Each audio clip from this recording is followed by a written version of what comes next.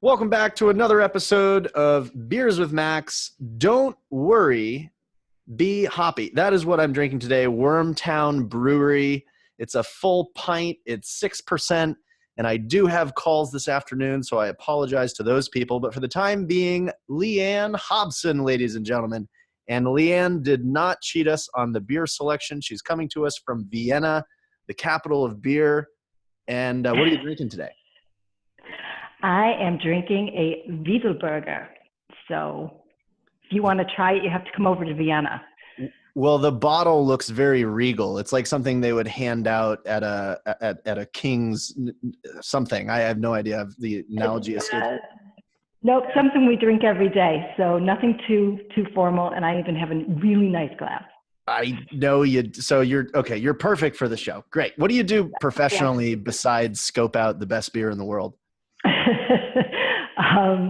We are Alinea Partners is my company. I'm CEO and founder, and we are a strategic sales organization. So we do all things for sales enablement, channel development, and marketing.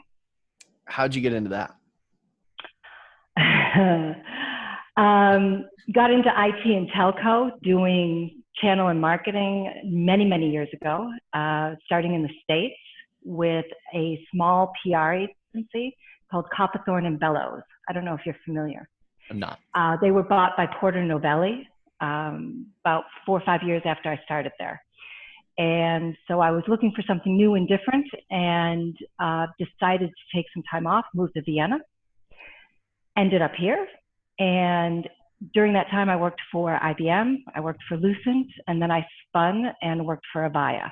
And then I was actually quite tired of living on a plane and seeing different hotel rooms and different restaurants, but not much of any city. So I left and started my own company. And so now I travel on my own terms. Now, all these experiences at large organizations, anyway, my question is, what are you focused on today? Is it a specific type of organization where you're helping them with sales and marketing, or is it specific practice areas? Where's your sweet spot? Where can you provide the most value? Yeah, well, we specialize in IT and Telco because of my background and the background of the people that are part of the organization. But we like to work with companies that have large global channel partners that they're looking to transition, be that from product to services, or we work a lot with Microsoft. So moving from on-premise to Azure today. So really going through what are some of the business model changes they have to think about and move to, and how do they optimize the sales process during that transition so you don't lose the momentum while you're building new. And what's the biggest challenges for these organizations as they transition? I would say keeping all the balls in the air, so making sure that you're not losing customers or prospects that you don't even know about while you're building out that new business. Making sure that you're profitable with today's business while you're building the new. Sometimes there's too much of a focus on one or the other. And then probably resistance to change, which is something that every organization or every industry has a certain subset of.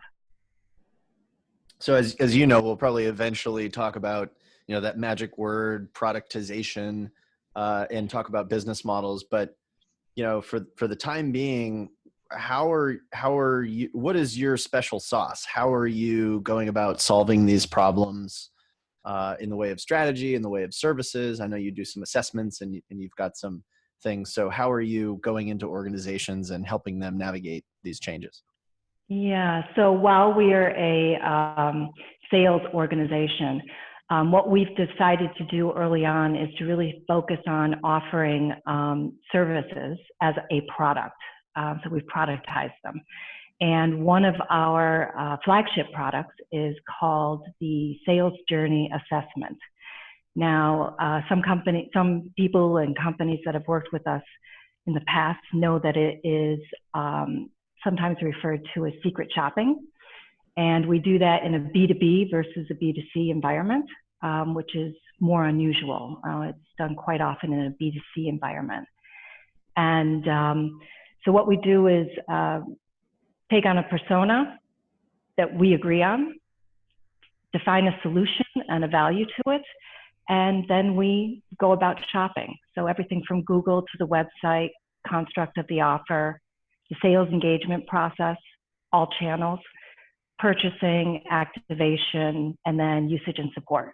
So we get all those data points and we are able to talk to companies about, you know, this is where you have strengths in your sales process, maybe hidden gems of incentives or value propositions or real competitive value.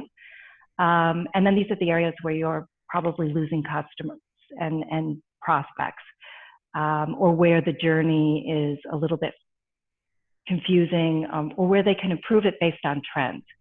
And over the last 3.5 years, we've looked at over 400 companies worldwide with that program.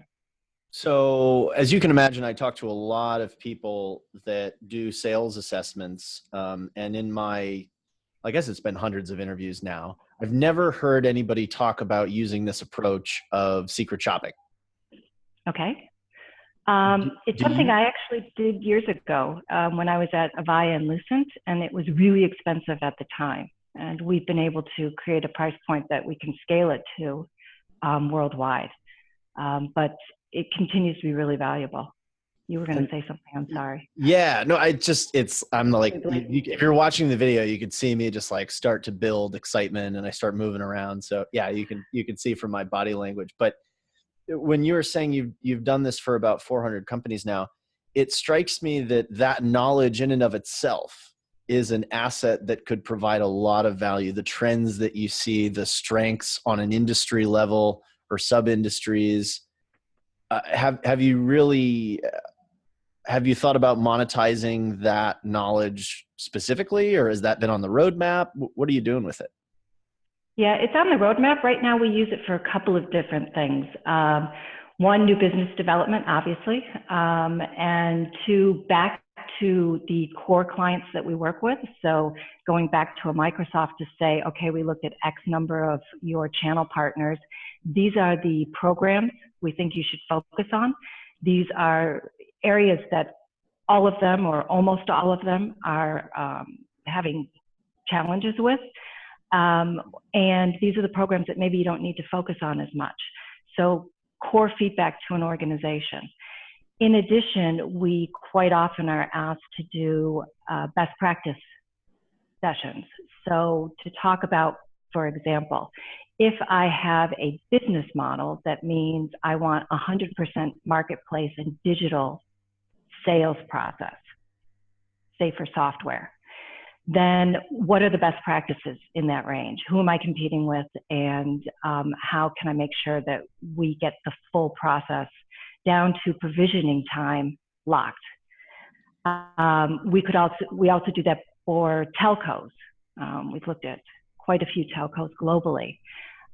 Or if a company wants to look at a particular region, maybe they've been losing revenue or market share, and they want to take a look at what's happening from a trend perspective in a particular country or region, or they're looking to enter that market. We quite often have sessions with companies where we're presenting them data without any names, because we keep the names confidential unless we've been given approval to do so. But we do share the data. So it strikes me, and this is something that everyone has the opportunity to do if they specialize, because you're doing a similar service where you're collecting information about organizations in similar spaces, and when you stick to that focus, the total experience and the total data that you have collected is very valuable and very accessible. Meaning that it wouldn't take you a lot of effort to share that information in a way that doesn't, conflict with any privacy issues. But you really build an asset as you go, almost unintentionally. It just happens naturally. Yes, but the hard work took place up front as we were building the methodology, building the IP. It becomes easier over time to adjust that because we need to constantly add new elements. For example, last year we added a much bigger element for social selling, not social media necessarily, but social selling, in order to evaluate that portion of it. Also last year we added a bigger component on consumption, so post-purchase through usage. So that evolves over time. But yes, once you have the methodology and you've put together a system to start collecting that data and then analyzing it and putting it out in dashboard format, it's relatively easy.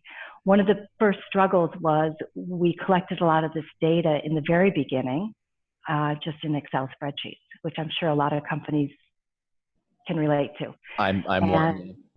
Yeah, so we went through the heavy lifting of actually getting that automated, and it makes it much easier. You use the word productized, which is a really fun word because 90% of the people I talk to in the sales and marketing professional services industry think I am saying online class when I use the word productized.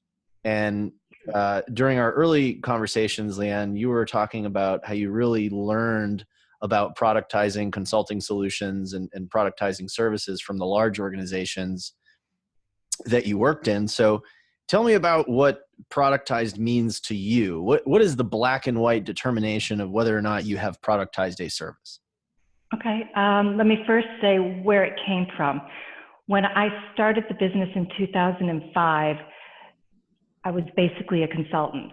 And what I found was that a lot of people in the market, myself included, were going into companies and working and helping them with various problems that they had, but we were billing it on a time perspective or a day rate.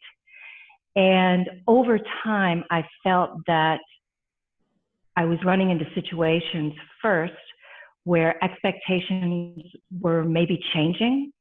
And during a course of a 1, 2, 3, 6-month project, the expectations or other stakeholders would have other expectations. And so sometimes we were billing the hours, but not necessarily having the exact deliverables that were expected in the beginning.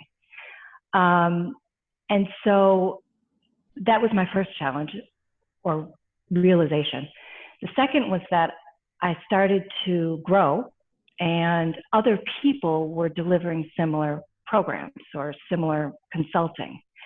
And what I wanted to do is make sure that it was the same quality level as if I was in the room, or better than if I was in the room, which some of our strategic people are.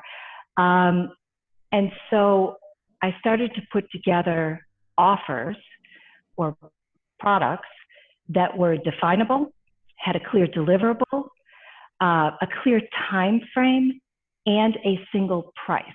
And that's what a lot of consultants balk at. And they say, you know, what if it takes more time? What if it takes less time? And some experience comes into play. You know how long it takes you to do a workshop format, the prep work up front, the prep work behind, and the deliverable.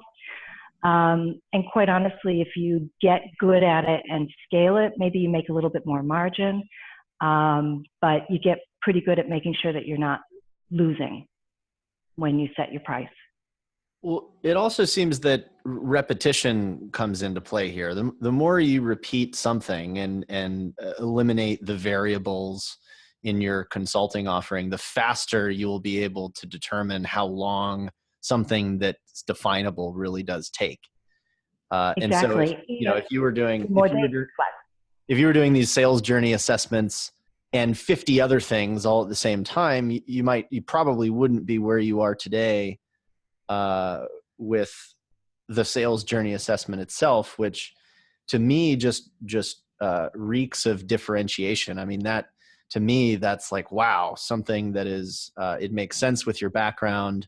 it makes sense that you've focused on that, and it's a unique offering in a very saturated space, sales consulting. So, if we let our and I'm not just saying that, like, this is literally the first interview where I've heard about secret shopping, and I talk to a lot of, sales consultancies, but it seems that everyone that has focused ultimately productizes their offerings. But I just love how you describe it, because it's not about creating something that's available online. It's the ability to set and meet expectations every single time and have a predictable profit margin come out the other side.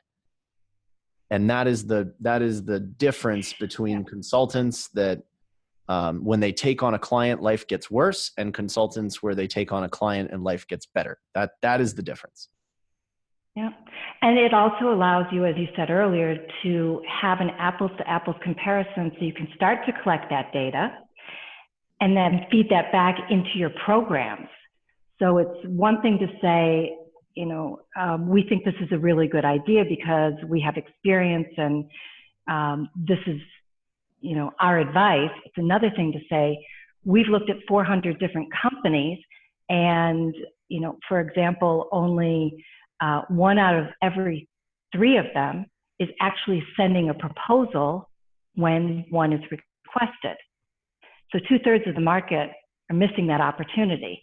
That's a fact based on our research. So knowing that and understanding where there may be problems within your organization or a company's organization allows them to actually go in and make a tangible commercial change. So repetition equals data. Yes. And data equals an asset.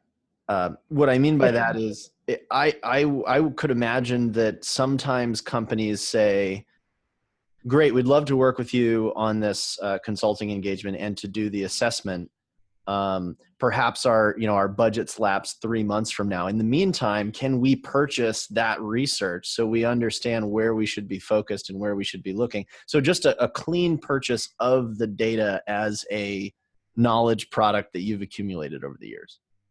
Yes, we've done that as well for certain segments, and it's on the radar screen to do more of it, as you and I talked about.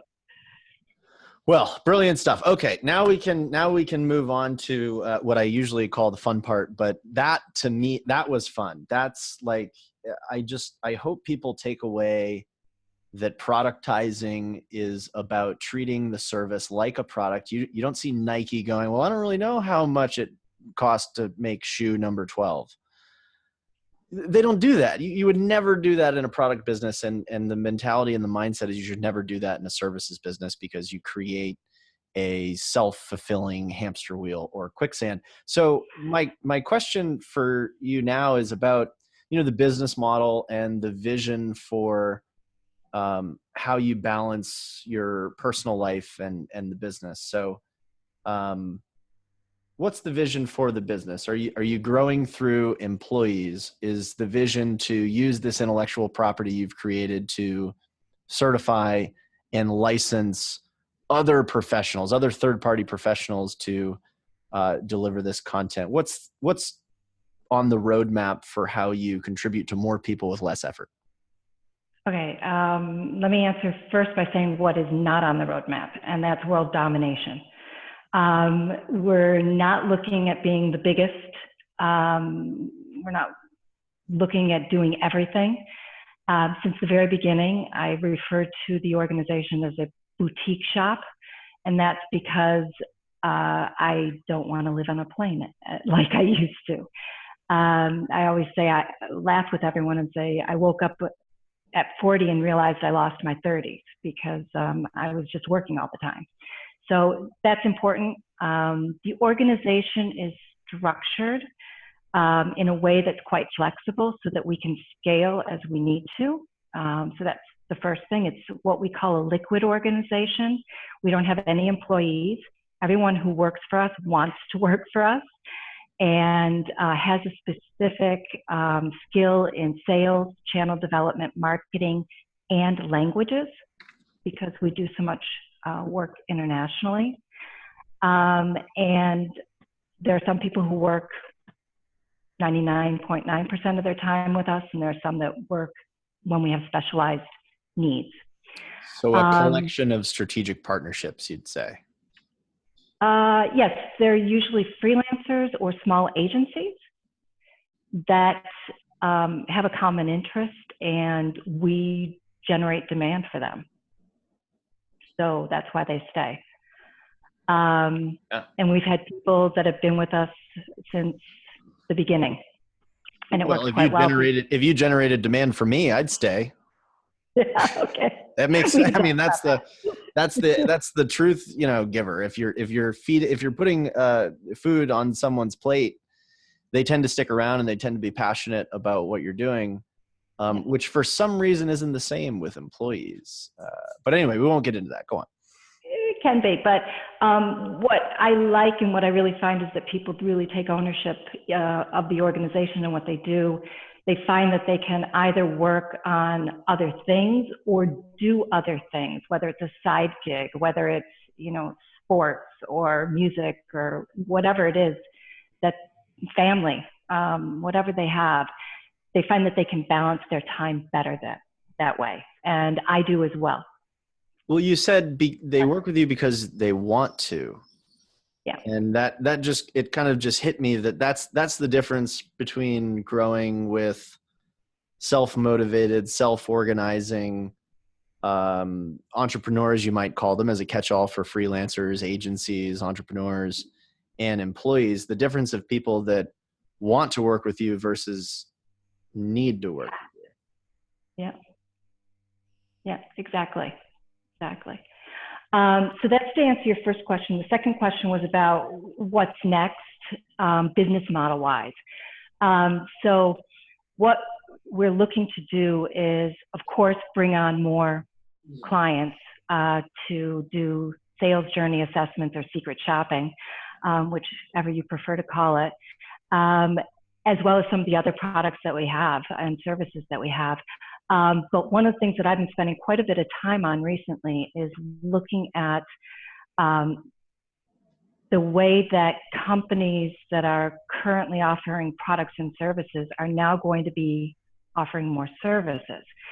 So adding our offers to other agencies who maybe go prime, and we just offer the data, or to technology companies that are looking to add value-added services for profit on top of what they already offer. So if you look at a traditional IT company, a cloud service provider, it would be very logical that they would start to offer various assessments for their customers, or even if they're tier 2, for their resellers.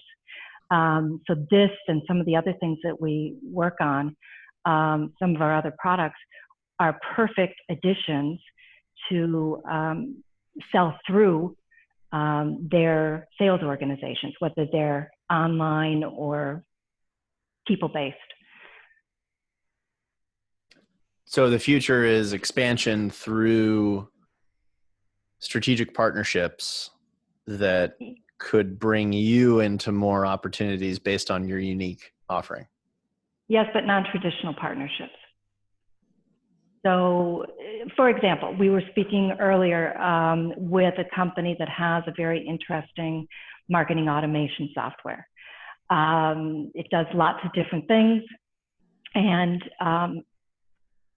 it's quite a good product from what we're seeing. They would like to be able to sell a service that we currently offer, which is called demand generation assessments.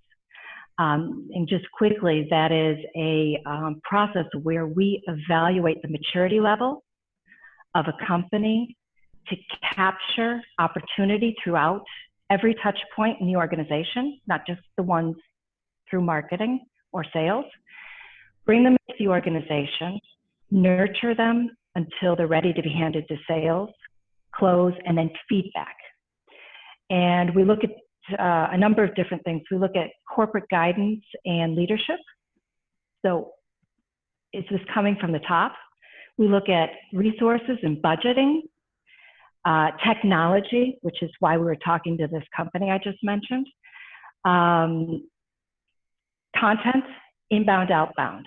And it's a process of facilitating a discussion where you start to see where different parts of the organization are doing things that other parts don't know about.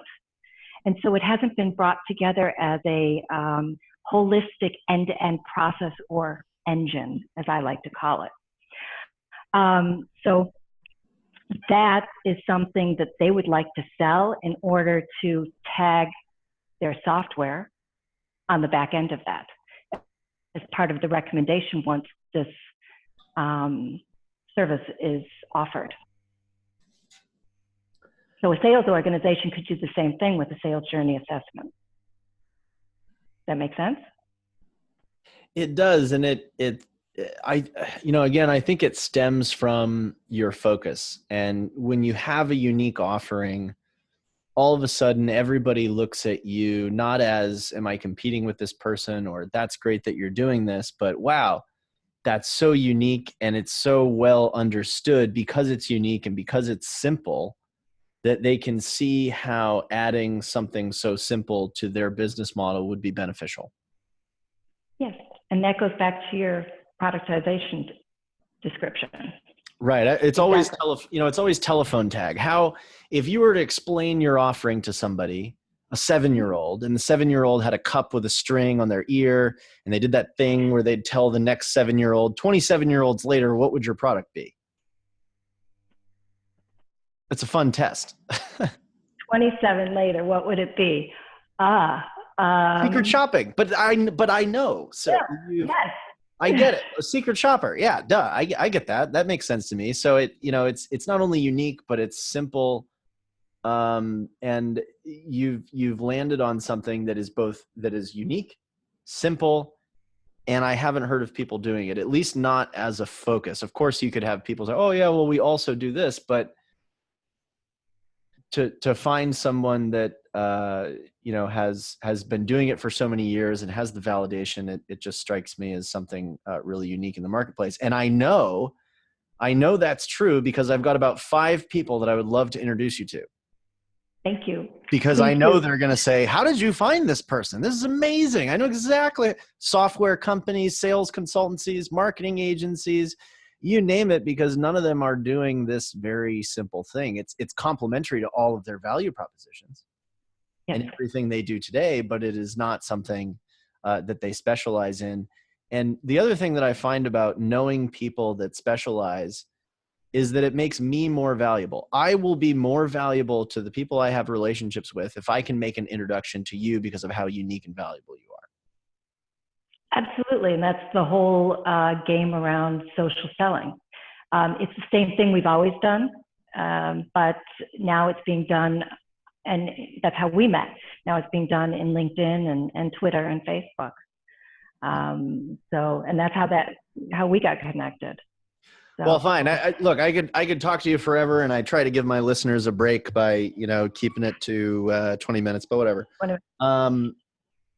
My last question is kind of more, well, it could be personal, it could be professional, you pick. But if you're sitting around 3 years from now, looking back on what you've accomplished, what has to happen for you to feel like you've made progress?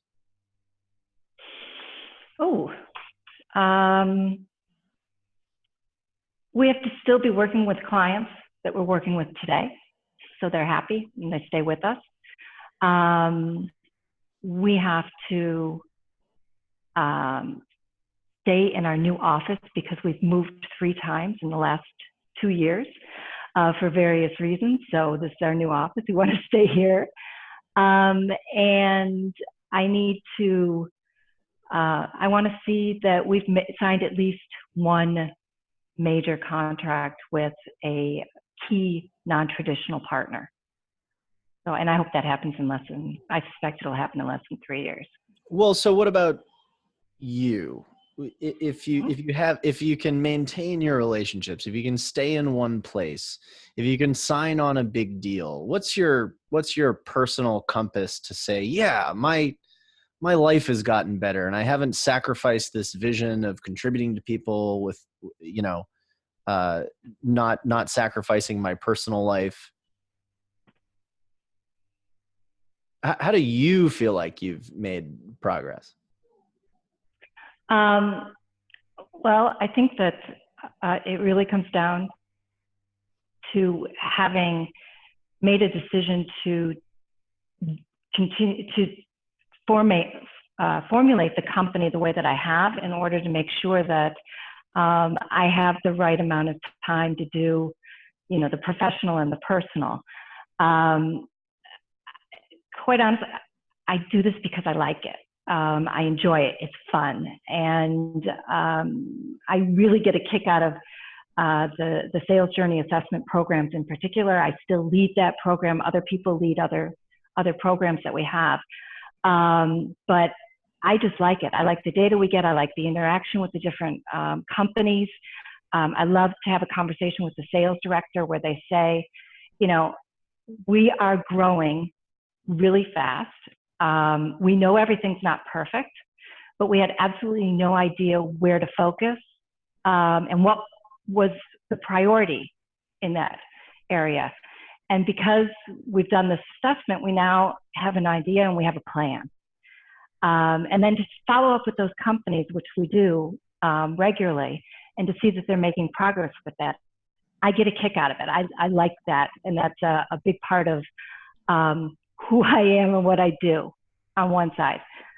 Personally, I have a great family, and we just introduced our second granddaughter. So having time with both of Valerie and Magdalena, having time with them is fantastic. And the rest of the family. And then my sports and hobbies and such. So it's a nice mix. And I love being in Vienna and staying where I am. And so I'm comfortable with life as it is. And I think if it continues like this over the next 3 years, it's a good space to be in. Well, the reason I prod is because I want to share the message, and I knew the answer would eventually, would eventually get to it. But you're an example of a person that made a decision at a critical time to prioritize your personal life. Mm-hmm. And it was in the aftermath of that decision that the thoughts about business model. And you had a guiding compass when you're thinking about the business model. And if people don't put their personal lives first, the business model that they choose will be the easiest business model to pursue, which of course is letting the client lead, selling your time, having a vast array of professional services. And it strikes me that when you made the decision to put yourself first, all of a sudden focus in a particular offering came into context. Travel came, you looked at travel a certain way. And I think that, regardless of how much help people can seek out on their business model and, what I would call the digital scalable residual mindset, return on effort, it all stems from a decision to put yourself first. Absolutely. And what comes from that is it becomes much easier to say no. This doesn't fit into the core strategy and the purpose of what we want to do. And it makes a lot of the extracurricular things that are not on focus and core no longer so important. And like I said, I honestly woke up and said, I'm going to be 40 and I don't know what I did during my 30s other than, sit in meetings, and I was on an airplane all the time. And I certainly didn't want to do that for the next decade. So it became pretty critical. And I realized I needed to change things, or I wasn't going to have that personal life that I wanted to have. Whatever title I was holding in a company, that just wasn't so important to me anymore. Yeah. Well, I appreciate the contribution. I appreciate the vulnerability. I appreciate the beer. Mine was delicious. I don't even want to hear about yours because I know how groundbreaking it was. I need to get over there and Oh, have the some Oktoberfest. Austrian. I've been there. I've been there. I don't remember most of it, but I remember the first hour.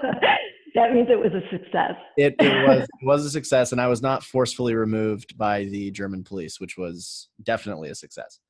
Yeah, So thank you so that's much. And for those of you listening to the podcast, don't do anything stupid in your vehicles. Don't binge on Beers with Max. And thanks for playing. We'll see you next time.